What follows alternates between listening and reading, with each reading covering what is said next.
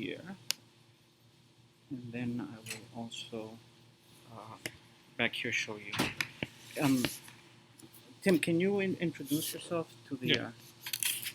My name is Tim Litch. I'm the president of the Imperial Towers North Condominium, president of the board of directors, and I'm here with David Kareem. Thank you, Tim. So as I was telling you, the purpose is for me to basically validate if the tool is something that board members and property managers and condo managers would actually use, if it would be helpful, and if I'm heading in the right direction. So I'll start off by showing you it's a mock-up. It's just sort of a demonstration, and then based on that, hopefully I can make sure that I keep going in the right direction. That's kind of the point. So I'm going to go here. Have it online / demo.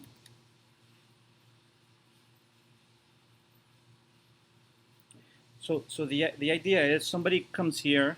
It's a web application for condo building managers. They need to find engineers, contractors, or anybody else that they need to do work, right? So if you are either a board member that's looking for someone, or even an engineer, a consulting engineer that already knows that a particular type of work has to be done, then you would come here. It would be a bidding tool, so you would start out by saying, yes, I want to solicit a bid. The tool has a database of engineers and contractors and service providers. So the first thing would be, this is just sample data, and all this is sample. You would need to say, okay, my zip code is such and such, the type of engineer or contractor that I'm looking for, all types of categories. This is just a sample, so it would be populated with roofers and plumbers and pool. Okay, could I make a quick suggestion? Yes. For like structural engineer, put in parentheses kind of what they do, because structural engineer, I'm thinking concrete restoration. That's structure, but it's not, is it? Or is it? Right, not necessarily. Right. Not necessarily, right. So rather, you know what a structural engineer is, but whoever's looking at this is not a professional in the business. They may not know what a structural engineer is, or what everybody knows what an AC contractor is, electrical contractor. Maybe you could expand that, things like generators and generator installations,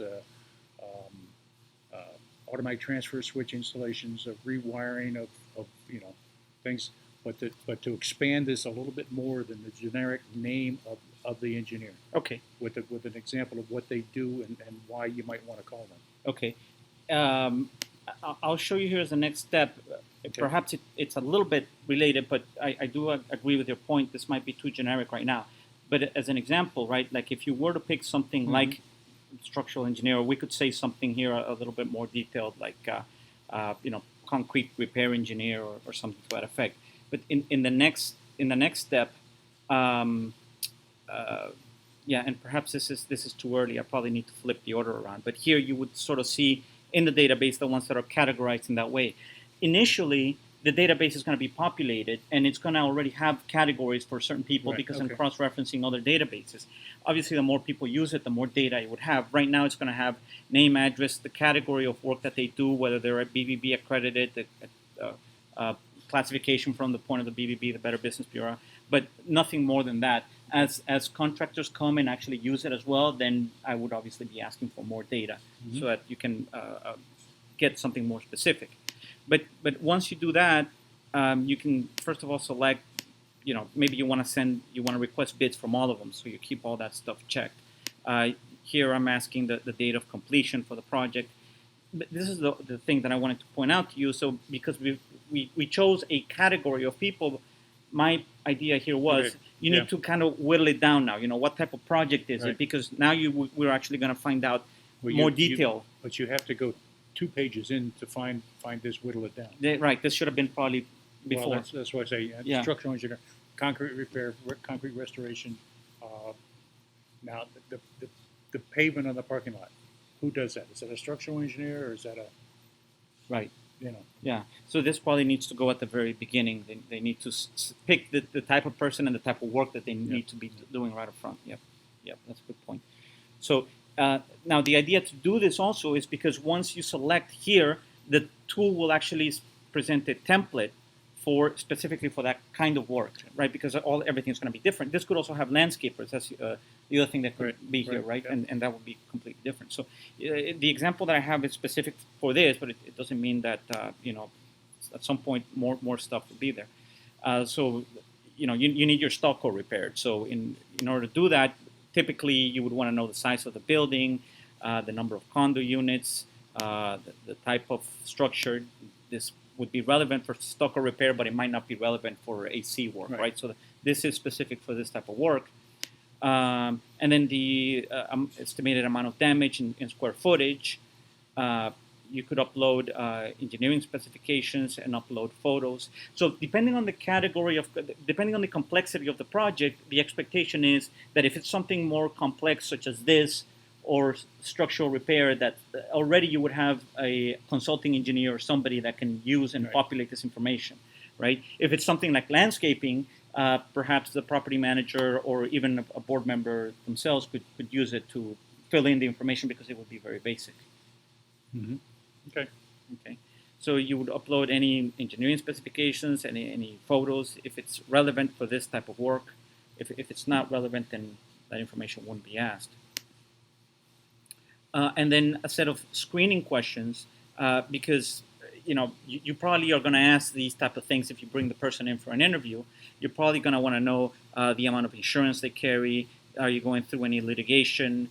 How long have you been doing this kind of work? And you can say yes, I want these questions, or no, or I want to add more specific questions. Because simply, I'm sure that in all projects there's just questions that are simply always asked, right? And whether you bring them in or not, at least this helps to filter it before you bring the person in.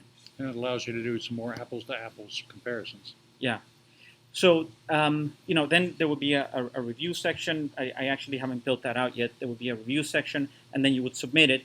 The tool would automatically send out to the contractors you selected. You could also have the option of sending it out to a wider audience if you wanted to. The ones that are already registered will get the information almost immediately. The ones who haven't, the tool will automatically get them to sign up to register, because it'll already have everybody, kind of like in Yelp, everybody, everybody said, but it doesn't mean that the restaurant owner has already claimed their listing. So it's the same concept here, right? And then once they receive that, they would see, okay, this is the stuff that I'm supposed to fill in. Because I'm going to have a template, all the responses that you get are going to be uniform in some way, so you can do more of an apples to apples type comparison. And then you can decide, okay, I'm going to interview this person, and I'm going to, So the idea is to make the process quicker, to make it more transparent, potentially storing the bid information here for somebody who wants to see it in the future. At least those are the initial sort of value propositions that I have for a tool like this. So I'm open to any kind of criticism or comment that you have. How would, as condo association, how would we know about this? Yeah, so initially I have to basically introduce it to everybody, right? There would be obviously online sort of like AdWords type ads, but that would be more to kind of get the contractors, and they would probably more easily, just sign up. For condo associations, I would probably initially have to go, present this to everybody and say, hey, do you have any opportunities where you could use something like this? One thing you could do is find out law firms who specialize in condo work. Becker Polikoff. I've heard of them, yeah. Jennings and Valancy, that's who we use. There's a number of other outfits that do that kind of stuff. They might be people to contact to spread the word. Big insurance companies. Jennings and Valancy is the other one. Okay, yeah. Becker and Polikoff. Becker and Polikoff has most of South Florida. All of our insurance is done through Smith Watson Parker, which is a big condo insurance company.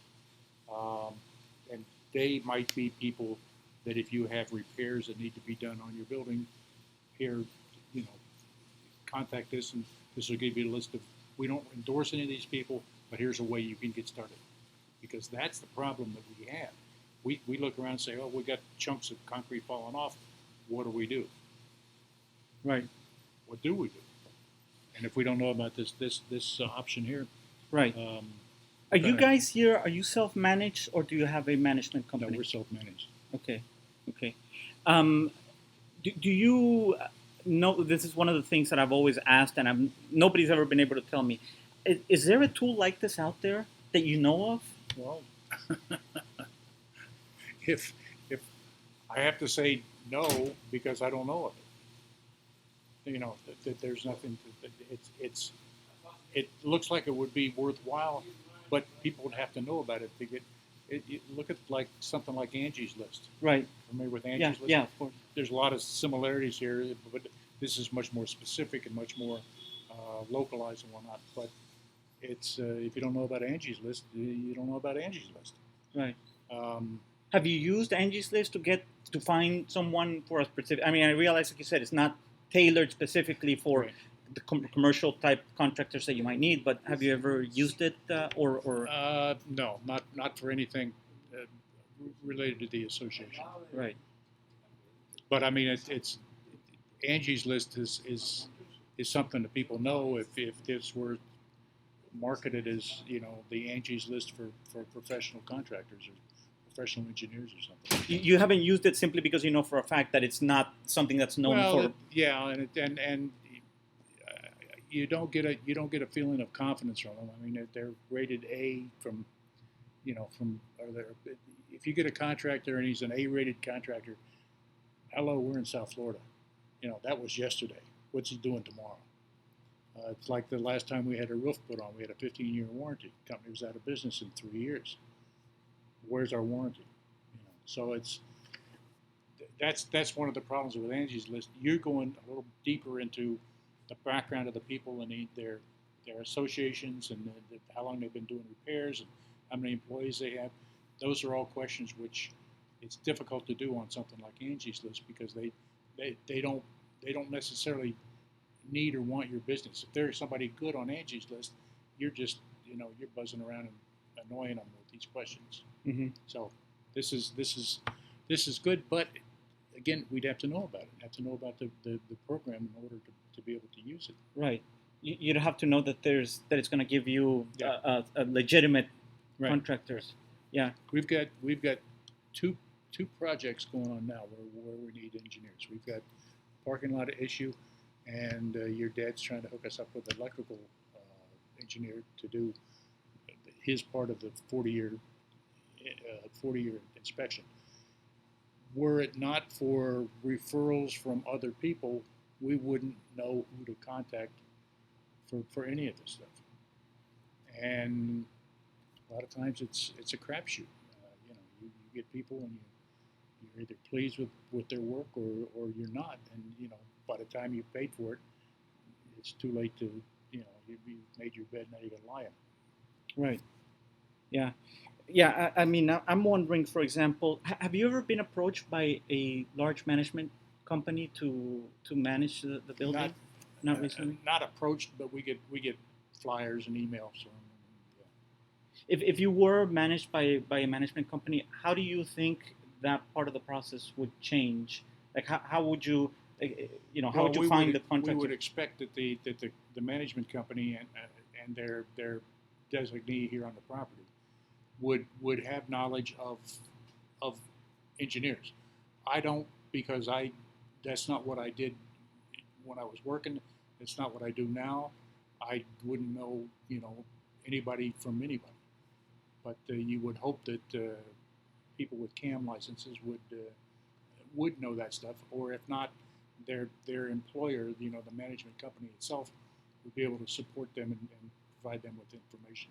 And do you think that they would have like a internally, perhaps they have a tool like this? I would think. I would, to be honest with you, I would suspect that if I was a local management company here and had a CAM manager here, if I was a local management company, I would have deals with XYZ engineering company, with ABC engineering company, with this guy, and whatever you needed here, I would steer you to XYZ, ABC, or DEF. Right. Right. Which is that's again, if you're the management company, you come back to the board of directors and say, we know these guys. We've worked with them in the past. They're going to be great. They're wonderful. They're not inexpensive, but they're quality work. And it's then you as a board of director are removed one further step from making a decision, because then now you've got the management company coming back, who is not looking at anything like this. He's working with the guy that he's worked with at other condos. If a management company is managing, say, 10 different properties, and he's got a landscape company that works well, cuts the grass well, and provides him a little kickback every time they get a contract, where do you think he's going to suggest you go? Right. Yeah. So that part of it is probably difficult to change, I would think. Well, if you have a management company, you're fighting that. We're fighting to find out who's out there without a management company. If you got a management company, then you're always going to kind of be at their whim as to what should be done and what shouldn't be done, and who to call and who to contact. Well, for certain, I would think that for certain projects that are below a certain threshold, it's probably the status quo is just fine. But I mean, if it goes to a certain percentage of budget, there's a certain, isn't there like a requirement? Like, don't you? How do you know that like they got the right number of bids? And I think there is some sort of requirement, right? Isn't there? You're supposed to have 3 bids unless you could come up with reasons why you don't need it. And one of the best reasons is we've worked with these people before, and they've always been good, and nobody's objected to it, and everything's fine. The only time you need more bids than that, there is a criteria for maintenance or for contractual work, that if it involves new structures or something different, significantly different, a change to your property, then you need to get an approval of your membership. For example, if we wanted to put, let's take the unit next door here. You've seen their pool. It's a 1-story building. They've got a sun deck on the top. Our pool building is a 2-story building. We've got a recreation room on the second floor. If they wanted to build that up and close it in to provide a recreation room, they'd need 75% of their members to vote for it. But as long as it's a repair and restoration, you don't need that. Okay. So while there are criteria, there are other criteria other than just a percentage of the maintenance.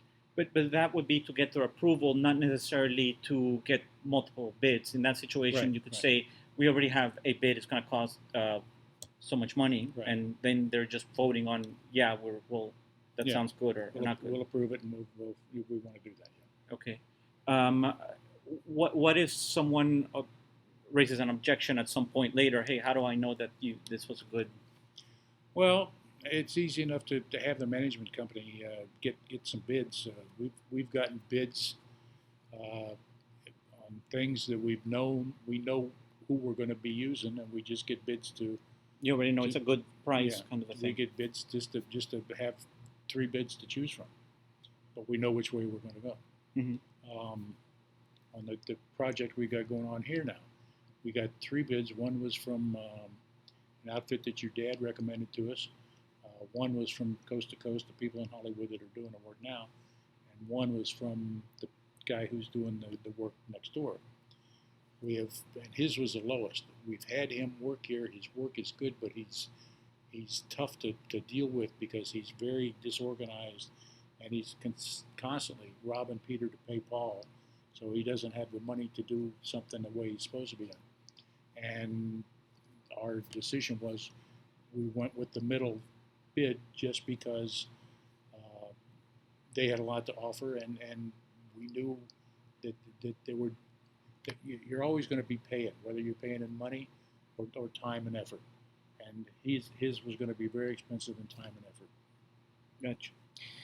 So at the end of the day, the question that I'm trying to answer is obviously all situations are different, but just from your experience, do you think that the status quo is good enough, and that a tool like this is, No, I think a tool like that is good. I can see a lot of benefit to it. The problem is, like I say, people have to know about it, and if people knew about it, and you have to figure out some way to get it known. And again, the attorneys who deal in things like that, insurance companies. If you could get hooked up with somebody like Super Restoration, who is one of the big, water pumping places that pump water out of your apartments when you have floods. Um, things like that. If you could get involved with them or get them to recommend that, if we had Super Restoration here and we said, well, we're going to need to replace all these walls in here. They would offer to do it because that's another side business they got. They do this kind of stuff. But if they didn't do that, they could say, well, here's a thing, and you look up interior decorators or sheetrock people or internal contractors for inside stuff. Right. Yeah.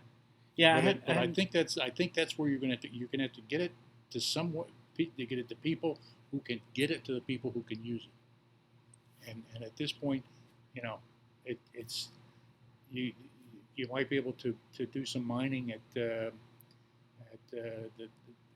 mysun.florida myflorida.sun, whatever it is, the state website that shows all the condos and the names of the people and whatnot, and market to them, and if nothing else, send them a free sample. Right. Just send them a link and say, here, have it, try it, see what you like. Have you ever gone to these shows, these trade shows that they have for condos and HOAs? Have you ever gone to any of those? No. Oh, okay. I had somebody tell me or recommend to me that I should. Well, they said because also the big management companies are there. They told me because I haven't yet found out what do the big management firms do, and as long as I don't know the answer to that, I'm always feeling like, well, one thing is these types of condos where somebody like you is probably one of the decision makers because you don't have you don't defer this to a management company. But for the condos that have management companies, the board members would probably tell me, well, check with the property manager and then have them check with the parent company, right? Because at the end, maybe we want 3 bids. I don't care how you got them. Right. Yeah.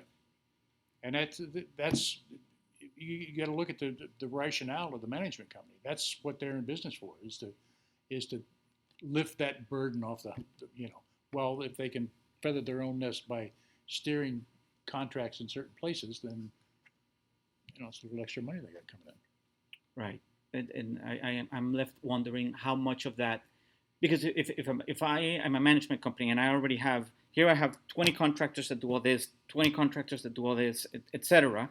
Maybe perhaps I don't need any more. I don't need this because I already have my portfolio. If you're a management company, you should have those people that can do this stuff, because there may be a need for a concrete restoration guy to be out here tomorrow doing something, and you should have those contacts in line. Mm-hmm. I would think. I mean, right. It makes sense. Yeah, and maybe for them something like this, it's okay if you can help me get more to make sure that I have my. Then maybe. I guess that's why I need to also approach the property managers. Yeah. Do you know who is the popular property management or condo management company here in this area? I don't know. Okay. Because I know that where I live in Boca, they've mentioned Campbell and Castle, but I think those guys are more specific for HOAs rather than.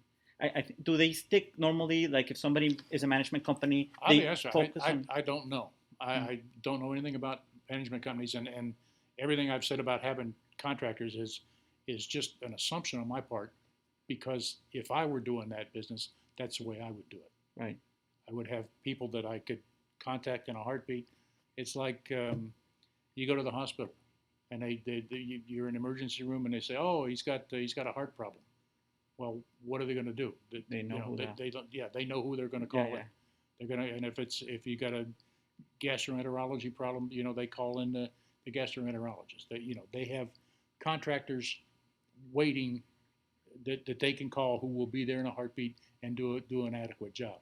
Right. Now, it's not in the same hospital scenario, if you were taken in by ambulance and they said, all right, here's a program, and you can fill out all the information and how you're feeling and what your temperature is, and send it out. We'll get some bids back, and that's not the kind of management you want. Yeah, yeah, got you. Yeah, and I mean, obviously there's situations where perhaps you don't want bids because you're in a hurry or.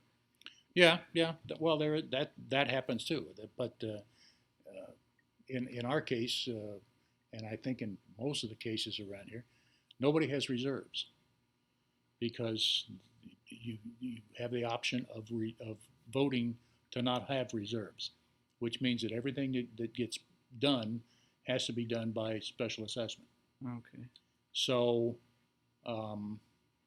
nobody's ever really in too much of a hurry because you've always got 6 to 9 months that you got to have to raise the money. Again, on this project here, we knew what it was going to be. We knew from past experience that there would be enough people who would pay the whole assessment at the very beginning.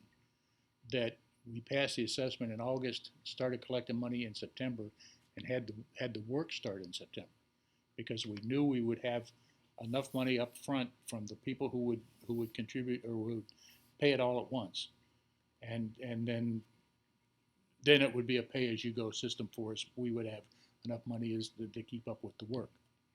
So that's a way you can do it, but you don't always know what your people are going to do, and if they have balked in the past, then they may balk again. So in that case, you got to wait 3-4 months to get the money, enough money for the job to start. Right. And that pisses people off because they're looking around saying, "You've had this assessment for 3 months, and I don't see anybody here yet. Nobody's here yet. What are we doing?" Yeah, I'm sure that happens. It's interesting that you guys normally don't carry reserves, but I guess that's something that was voted on at the very beginning, and everybody knows that. And that's No, it's voted on every year. Oh, okay. The problem is that things like the parking lot. We need a new parking lot. It's going to be $150,000. You set up reserves. You figure out, all right, the parking lot will last 25 years. That's $150,000. Let's use round numbers. It's $100,000 going to last 25 years. That's what, $4,000 a year. So that's what we should be putting in the bank every year, $4,000. Well, you break that down into the number of units and divide that by 12 and all this, and that's going to add to your maintenance cost. So you've got your regular maintenance, which is your day-to-day operation. Then you got the money that's going in reserves. And if it's 25 years and $100,000, that's $4,000. That's got to come from somewhere. So everybody has to pay that in. Then you've got the roof, you've got the painting, you've got the elevators, all those things, and you have to come up with a anticipated life, and then what it's going to cost for that life, and then you've got to drop it all in at once. There was a philosophy, and it still holds to a certain extent, that when this area was really settled, and all the people that lived here came down from the Northeast. They were retirees, 65 years old in 1970, and retired and pissed off, and come all down here. And the first thing they do is they look at reserves and they say, well, this is going to pay for something that's going to happen when I'm dead. Okay. I'm not going to pay money now, so somebody else can enjoy it. I see. And it's a you laugh, but you can't fault it as a logic, Right. But that's that was for probably the first 10, 15 years the philosophy in this building. We're not going to pay because we're not going to live long enough. I'm 65. Why should I why should I contribute something for something that's not going to happen for another 10 years? When you look at it that way, I guess it makes some sense. Okay. All right, Tim. I don't want to take up any more of your time. I think I got good feedback from your point of view. It's very helpful, and Okay. hopefully I'll be able to